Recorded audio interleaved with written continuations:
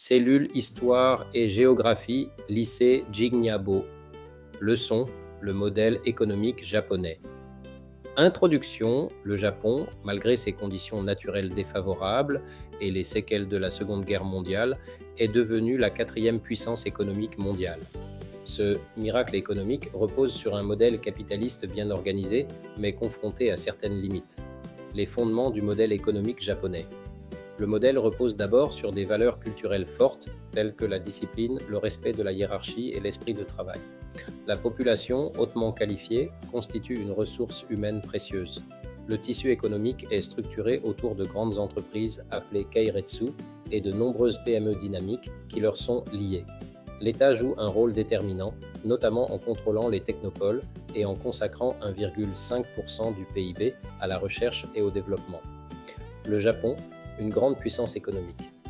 En 2022, avec un PIB de 4 223 milliards de dollars, le Japon se distingue comme puissance industrielle, commerciale et financière. Il représente 15% de la production industrielle mondiale grâce à des secteurs forts comme l'automobile, Toyota, Nissan, l'électronique, Sony, Toshiba et la haute technologie. Toutefois, ses capacités dans l'aéronautique et l'aérospatiale restent limitées. Sur le plan commercial, il importe des matières premières et des denrées alimentaires et exporte des véhicules et équipements électroniques. Sur le plan financier, la bourse de Tokyo est l'une des plus importantes au monde et ses banques sont influentes. Le pays est aussi un créancier majeur et donateur international. Les limites du modèle économique japonais. 3 contraintes majeures affectent ce modèle.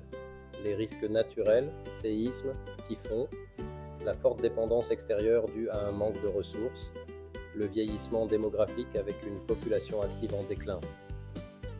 Conclusion, la réussite économique japonaise repose sur son organisation et son innovation, mais elle reste freinée par sa dépendance et ses vulnérabilités naturelles et démographiques.